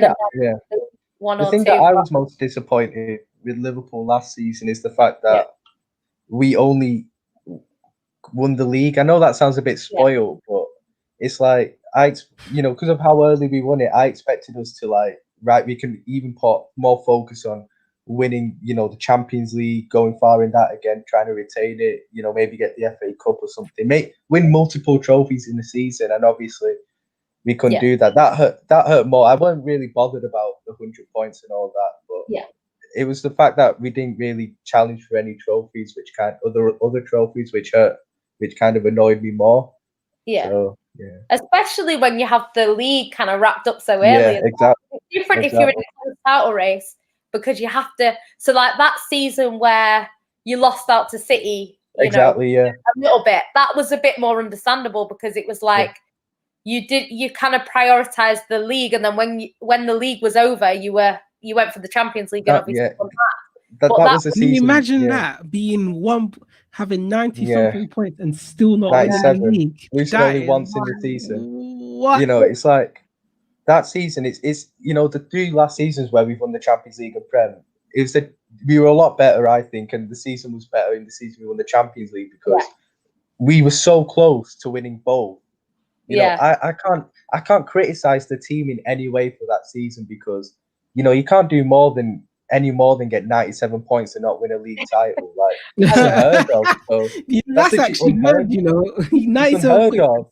We won our last 9 games in the league, and obviously winning the Champions League alongside that with the run we had to the final. I can't criticize the team for that season, but obviously last season we won the league, but we went out in the Champions League group, last 16 to Atleticos. So we could have. The season before was better. It was just last season we won the trophy that we hadn't won for 30 years. So that was it, really. Yeah, I'll just go to some of the comments because people are like catching up because we're catching up with them. DA says pacey lover. Says Gomez is not that bad. Not gonna lie. He is. He's terrible. Camasola says, "Now, nice work, people. Enjoyable. Big up to you." By the way, if you're still watching, like the video and subscribe to the channel if you haven't already. 187 Gangster Crit says, "Yan, imagine if Spurs lose today. I would love that, but it ain't gonna happen." Yeah. I'll ignore the comment about did I buy him anything for his birthday. I did actually, but he doesn't know yet. Dupe says, "Hi Yan, big up to you." DA says, "Fat Frank in the mud." This is fine. Comrade says, "Ryan to drive Salah to Madrid." Oh yeah. I break lockdown rules just to drive him to Madrid. That's how much I want him gone. Comrade says, "We are still Moments FC." DA says, "Individual brilliance FC." Swag King says, "I hope so." I'm assuming that's in relation to, I think he might be a United fan. Either that or City. Yeah, I'm not sure. Dupe says, "Agreed." I think he's United ain't winning the league. He says, "I think Stones and Diaz are key in our title challenge." Some City fans actually got on to me today because I said, "Why is De Bruyne and Diaz playing?" And the reason why I said that is because when Liverpool played Jota and Jota got injured, he shouldn't have played Jota in that game, knowing how key he was to your wins in the league. Yeah. And same with Man United. Obviously, they had Bailly, who is probably their best centre back. Yeah. And he's basically gone in there for a game that he wasn't needed in. Let's be honest. He's always getting injured, man. No matter what. He does, Yeah, but it's the fact you had 2 really important league games coming up. One at Anfield as well, and you played him in a game against Watford in the cup. Yeah. Because if he gets injured at Anfield, but then it's like you can't blame Ollie there. At least got 50 minutes out of him. You know what I mean? Yeah. And then you can just get injured coming to the ground. Yeah. You couldn't blame Ollie if he got injured against Burnley in midweek either. You know? But you could blame him for yesterday. Yeah. You shouldn't have played him. And I think and this is what I was saying to City fans. I was saying, yes, okay, it worked out perfectly. De Bruyne got 45, 50 minutes, came off. That's fine. You know, and we kind of switched it around a bit and everyone kind of got to play and it turned out okay. But if that goes differently, obviously I didn't know at the time that Aki and Laporte are still injured. So we kind of had to play Diaz. It was Diaz or Stones. And out of the two of them, Stones is more injury prone than Diaz. So I get it in the end. But obviously when I first saw the squad, I was like, why is Diaz playing when he is the key to our title run? You know, and he is. And also, I think with De Bruyne as well, I just don't think we needed him. We have Bernardo Silva. You know, we have created players that can win that game. It's Birmingham. I'm not saying they couldn't have beat us because, you know, every game is kind of, you know, anything can happen in football. But at the same time, I just don't think they were needed as much in that sort of game. But obviously it turned out okay. They're both still fit as far as I know. And hopefully we just move forward and they don't get too tired. But it's just decisions like that. It is a risk. And if it goes wrong, the manager has to take responsibility. If it goes correct, like it did for, you know, it's worked out for Pep, okay, then fair enough. You know, we won comfortably and we went through and, you know, it's not too bad. But it's just when injuries happen, the manager knows that they will get the slack because, you know, some games, like, I love the fact that City play strong teams against everyone. I love that. I don't want us to go out there and think, oh, it's only Birmingham. Let's put out some rubbish team like we used to with, like, Pellegrini. I remember, I think there was injuries and stuff when we had a Champions League game to come. But I remember Pellegrini played, like, a bunch of kids at Chelsea away. And we got battered. Like, Kelechi was probably one of the most senior players in the squad. We did have, like, Michaelis. Nacho. Yeah, the 5-1. Yeah, I think I remember that. Battered us. I went there. I went to the game. And honestly, that it was just, we were never going to win that game. Like, we might as well have just said, okay, let's just forget it because we were never going to win that game. Obviously, we prioritised at that time the Champions League. And I think that was the year we got to the semis against Real Madrid. So it made sense at the time, but we just got battered. And I think, you know, I like the fact that Pep would never do that. Like, Pep would always go strong. But yeah, sometimes it's just a little bit risky to play your best players in these sorts of games. And, you know, it's not worked out so well for Liverpool and it's not worked out so well for United so far. So yeah, we'll see what happens. Duke says, Yannicka, you need to come on Midnight Vibes. I've been on Midnight Vibes once. He says, I subscribe. Thanks for subscribing. Duke says, Yan, do you like Mahrez? I do like Mahrez. But I think we've not got the best out of him in terms of, you know, how he likes to play. He likes a lot of space. He likes to be kind of more of the key man in the squad, which he hasn't been at City. Like, you know, at Leicester, he was given a lot of space. He could kind of boss the midfield.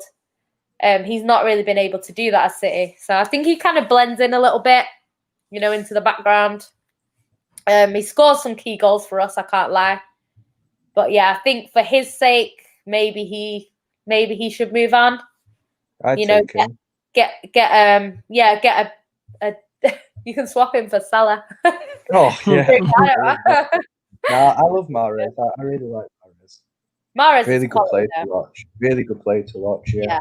His first touch is unreal. Like, the way he brings that ball down from the air, oh my God. Really elegant as well. I like it. Yeah. I was lucky to see Mahrez in action when I went to the Southampton game. Yeah. When they played Leicester. Leicester played Southampton. It was 2-2. And all the action happened right where we sat. Oh my goodness. The stuff I saw Mahrez do, this guy is sick, man. Quality. He is. And this is the thing, and this is why Pep always plays him. Because Pep knows the potential. But I just think in the City squad, because it's all about passing little passes to it doesn't work, we don't get the best out of Mahrez. Like, Mahrez will be better in a team where he's the main man, everyone passes to him, or even like even in a side as good as City who don't play the way City play, I think it could work. Like you say, Liverpool, perfect for Liverpool, because you will just put it over the top to him and he can do his football. He will bang at Liverpool, man. Yeah. And I feel sorry for him because he's so good, but I just don't know. I think, I'm not saying from a City fan perspective, I want him to stay. He's a quality player. But from a Mahrez perspective, I don't think he'll want to leave because he still can get success at City. He probably wants to win the Champions League, and stuff like that. So I think this squad are capable. Whether they'll do it or not, I don't know. But they are capable of winning it. So he probably will want to stay at City. But yeah, I don't know. I think the Liverpool would get the best out of him. And I don't think City do. Duke also says, if Mahrez leaves, who would you bring in to replace him? Also, who do you think City should get a left back because Mendy is not good enough? Left back's a difficult There's one. one obvious guy, isn't there, for Mahrez? Some guy who plays for Barcelona, who's for Mahrez, quite famous to replace Mahrez. Yeah, that one. You know what? That one would be an all right replacement. Yeah. Oh my God, if we get him, oh mate. Just cancel next season and give City the trophy. Because you know what I was saying? Like, David Silva was key for Man City. David Silva just kind of went under the radar. He was absolutely brilliant. And the thing is with him is David Silva was key to the way we played football. He was brilliant. Yeah. And, I can't praise him enough. David Silva was David Silva. But it's like, imagine, David Silva goes out and then Messi comes in. It's just unreal. Like, it's frightening. There's an upgrade to David Silva and it's Messi. Like, it's mad. Like, there's no one that could imagine that if you guys get Messi. Mate, if we get him, do you know what it is? It's not even about Messi. Like, even if Messi came in and played 5 games in the season, right? The actual, do you know what? The actual, like, dressing room lift that he is going to give. Because if you think about it, these players, they've grown up watching Messi. Like, Phil Foden was a ball boy at Man City when we were playing Barcelona in the Champions League. Like, he is seen, or he might not have been a ball boy at the time, but he was a season ticket holder, watching Messi come, and it's like the biggest player we'd had there. It's mad. And to then play alongside him, I just think even if he didn't play, he improved City. It's mad. It's mad. In shirt sales alone. Yeah. Well, people say that he makes his own money because the amount of sponsorships you get off the back of having Messi, he more than pays for himself. So we'll see. I don't know if he'll come. I still kind of feel like he will stay at Barcelona. I hope not. But we'll see what happens. I'm hoping and praying that he comes because, one, I think Aguero will sign an extension if he does. Pep will probably stay a little bit longer if he does as well. And I think them 3 together, Pep, Aguero, and Messi, we're laughing. We're actually laughing. You are, we're not. I love to see it. Duke says Diaz has only been dribbled past 2 times playing 22 games for City. He is unreal. I can't fault him enough. I found out today, I've got to put this on the stream because I found it out. John Stones has not lost a Man City game since 2019. How mad is that? Like, I know it's only a year or a year and a bit. Yeah, he hasn't, because he's played 8 games with Diaz together this season. I think he's been injured for a bit of that, so it's not as good as it sounds. But he came in and he's played with Diaz 8 times. They've won 7 and drawn 1. And I think they've conceded 1 goal. You would have thought it would have been Laporte and Diaz that will be playing Stones. This guy's career was done now. He was actually going to leave. Like, they were looking to ship him off. I thought he was gone. I said at the start of the season, he's done at City. And not because I don't like him. I just thought he wasn't good enough. And he has proven me wrong. And I'm happy to be, like Flawless says, I'm happy to be proven wrong. I want every City player to be the best they can be. Do you know what I mean? I would love for, Mahrez to stay a long time and be brilliant for us and score a lot more goals and stuff like that. But it's just, you have to be a little bit realistic with stuff like this. And I think we don't get the best out of Mahrez. So it's not because Pep doesn't get the best out of Mahrez. It's because the system doesn't allow Mahrez to shine how he normally does. And unless we change and have like a plan B, and the plan B is we, hoof the ball up to Mahrez, like, it's not going to happen. It's not going to happen. So Pep unless we changed it and had some plan B, which is completely different to how Pep plays, that could work, to be honest, because, certain games we could surprise people with it, but it's just not going to happen. So I think, unfortunately for him, he's a fantastic player in a fantastic team, but I think he would be even more fantastic at another team. Do you know what I mean? It's mad. Duke also, before we wrap up, he's asked you a question. For the Liverpool fan, who are the ideal signings you want Klopp to make? Well, they all won't happen because I might be a bit spoiled and, it will never happen in like a window or something. But obviously we need a centre-back.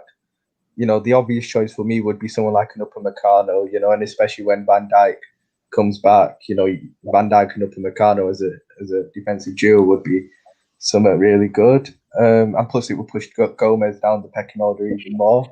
Needed to get that in, then definitely midfield.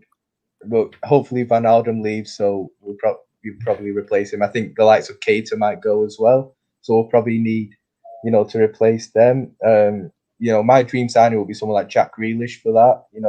For me, he's probably my favourite player in the Prem, if I'm being honest. Like, he's so good. So I think he would be unreal at Liverpool. And then obviously I'd said I'd sell Salah, and I think we will sell Salah. And I'd look to replace that in maybe someone like Sancho. I know he's not on form for Dortmund this season, but you've seen over the last couple of seasons he's a top talent, and he's still only young. And I think him under Klopp would be, really, really good. Exactly. I was going to get onto that. The dream would be Mbappe. That's like the dream. But if I'm being honest, I can't see it happening unless Real Madrid gets Salah. Because I think Real Madrid are more linked, Mbappe's first choice would be Real Madrid. But if Real Madrid gets Salah, we might use that to get an Mbappe. So that would be the dream, like, honestly. Like, I never get names in the back of a shirt, but I'd make an exception for Mbappe. And then I'd also sell... people aren't going to like this. I'd probably also sell Mane or Firmino, one of them as well. We probably wouldn't get a lot for Firmino, to be honest. And I'd bring someone like Haaland in as well. I could just imagine a front three of like Jota, Haaland, Mbappe, and be like, that'd be something special. But it won't happen. But I'd love Football Haaland. Manager here. It's like playing Football Manager. A guy can dream, but it won't happen. But I'd love Haaland as well. I think he would be my ideal signing. I think to replace Aguero. I think we can't replace Aguero with someone who's not I know Pep's brought people in the past that people have said, who's this? And they've been good. But I think to replace Aguero, you need like a like for like kind of signing. I know when we got Aguero, he was highly, highly rated and doing really well at Atletico. So we didn't just bring in some randomer who turned out to be good. Like, we brought him in. He hit the ground running. He won the league for us in his first season. We need a player like that. As much as, yes, we could get someone in who, is young and not proven yet, Haaland is young and is proven already. So I think he's the perfect signing. Obviously, his dad's got links with City, so it's not completely foreign to him. It's not like he's coming to a new culture. He's actually English. He was born in Leeds. Have to get that in there. So, he's not. So he's going to Leeds. He's going to be out of England. He could play for England, but is what it is. But I think I would love to see him at City. I think if we can get anyone in, if we have to pick one person, I would pick him. Wait, hold on. Has he been called up for international? No, he's already played. Haaland. He plays for Norway. Yeah, he can't play for England anymore. He should have played. He should have picked England. If we had picked England, they weren't chasing him over Harry Kane, weren't they? Huh? They weren't. They were never going to have him over Harry Kane. You know. Yeah, true. Never know, man. That would have Yeah. in good form. Maybe for the future they should have done it. Deeper, like Spurs do at the moment. They could do that. Yeah, but then you look at England have got so many attacking options. It's mad. Yeah, England's they do. attacking options are just so good. And the midfield that's a bit. Defense The main is problem with England right now is the manager. He's crap.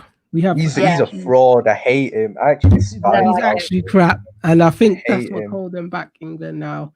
Just need to get a decent manager in there, and then they can actually go on and actually potentially even win that thing. Because sorry, bro, but I know you're a Chelsea fan, but any manager who chooses Mason Mount over Jack Grealish, that's a sackable offence for me. That is genuinely sackable. Everyone gets onto Mason Mount. It's not his fault. He's not a bad player. Him. Mason Mount ain't a bad player, but Jack Grealish is just light years ahead. No, obviously, clearly, man. Yeah, I don't know, innit? You can't blame Mason Mount for being picked. Like, what can he do? But for England, to be fair, it's the manager because he picks. The thing is, I've always said with England, like my take on England's always been that it's more about popularity than skill. Like whoever's in at the moment plays. Yeah. You know what I mean? Like you could be really bad for England, but yet you start every time because you play for a certain team. Like when I was growing up, I never liked England because when I was growing up, it was always like Liverpool, Man United, and then it went to like Liverpool, Chelsea, Man United. And it was, I don't support Man United. I hate Man United and I don't like Liverpool. So why am I supporting a team full of players that is like half Liverpool, half Man United? So I never really don't get me wrong. Obviously, when it comes to a World Cup, you know, I don't want England to go out in the first round, but you know, I wouldn't say I'm an England fan because it's just always been dominated by United players. And I do not like United, you know. Don't get me wrong, I don't mind Rashford. But it's one of them things. I just don't think it's not a squad. It doesn't feel right, does it? It doesn't feel right. Yeah, it just you know what? Even it can happen with City players. Like some City players get in because they play for City, and it's just like at the end of the day, you need to look at what they do for England. Yeah. You know? And if they're not the best player that England have in that position, then don't play them. Yeah. Because just because they play for City doesn't mean they should automatically be on the team sheet every time. Like I honestly think Phil Foden deserves his place in that squad. You know, I think he's done enough to prove it. Yeah, definitely.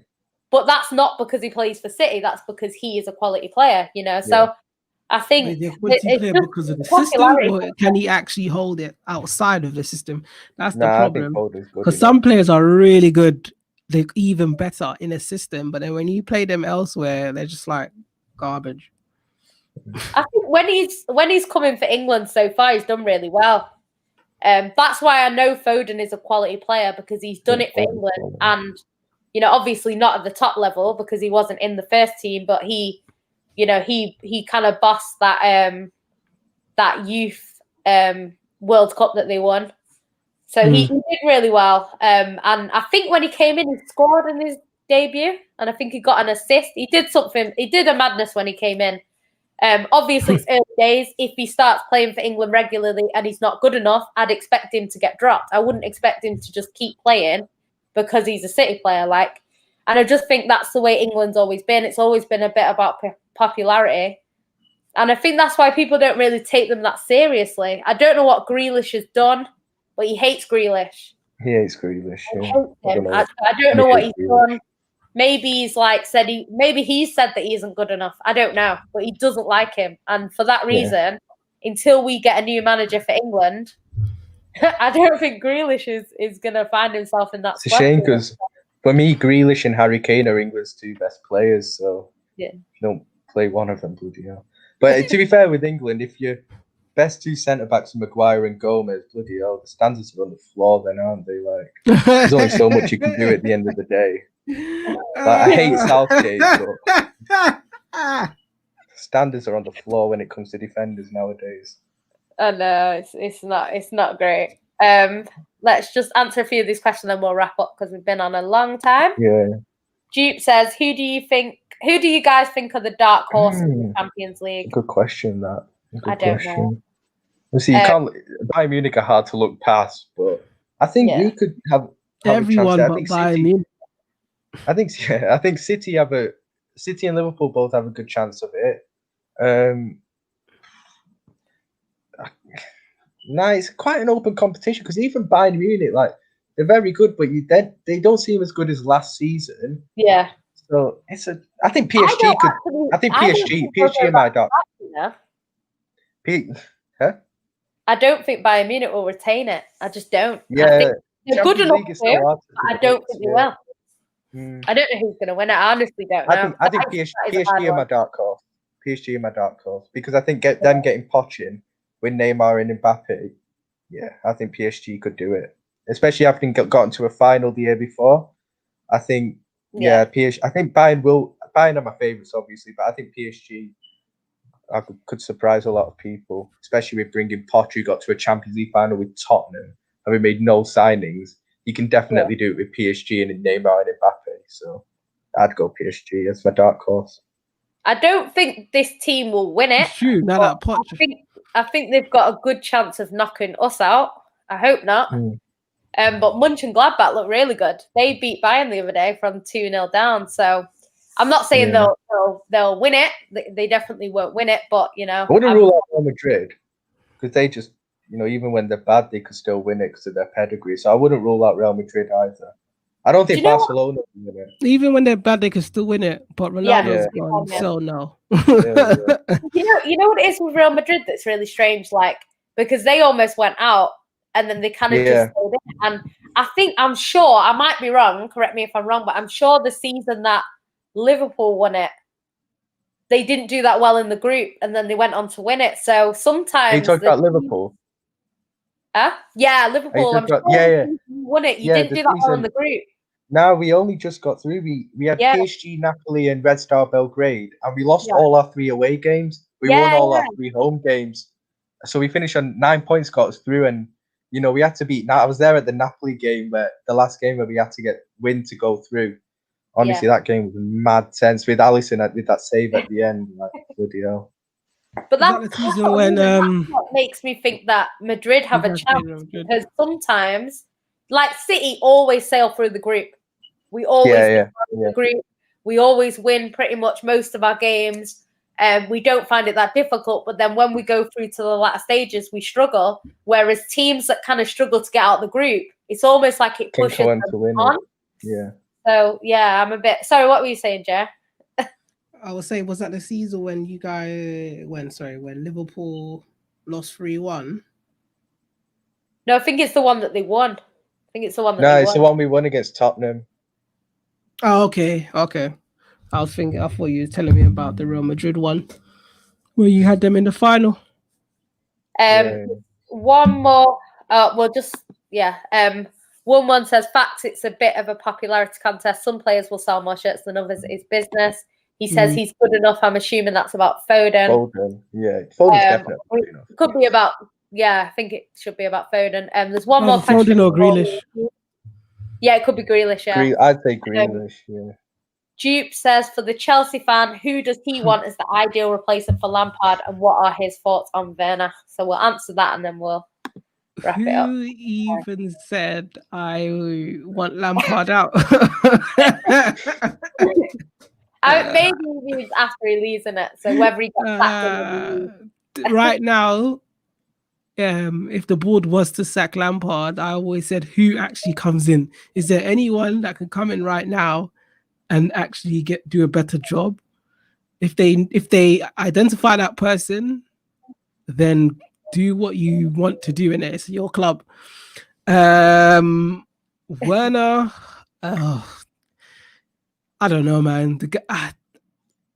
I'm gonna be reactionary. I have been reactionary and saying the guy is awful and he's dog, but I just gotta give him time in it and see how it turns out. I'm very with Chelsea. I'm like, with what I've seen, I'm just like, all my emotions are like down here, so I don't even react as crazy as I should do, because like this season, it's just this season is just like everything that's happening so far in it. So Werner, I'm gonna give him a few more. I'm gonna give him till probably the end of the season, then I'll judge him from there. But at the moment, he's arse. What do you think his best position is? Because I still don't know.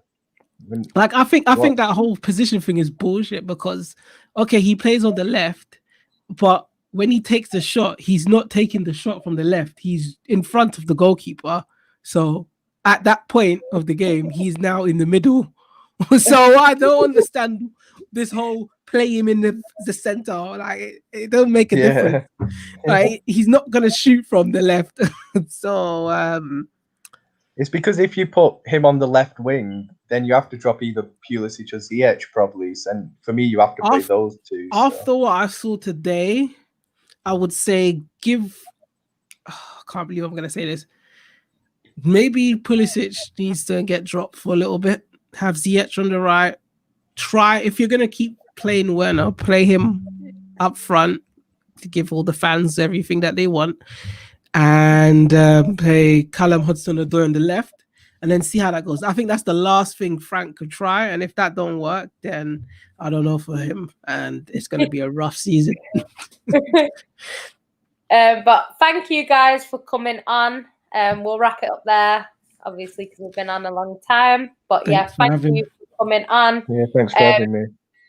No problem. If you want to follow these guys, Ryan is not on Twitter. He's on Instagram and at Ryan, it's at the bottom there. And Jay, it's all at It's All Mad Jay on Twitter, or you can find him on a Tuesday night with me on the Football Dugout. So make sure you subscribe to them. If you haven't already liked the video, if you haven't already subscribed, but we'll be back soon with another show. So thanks for everyone tuning in.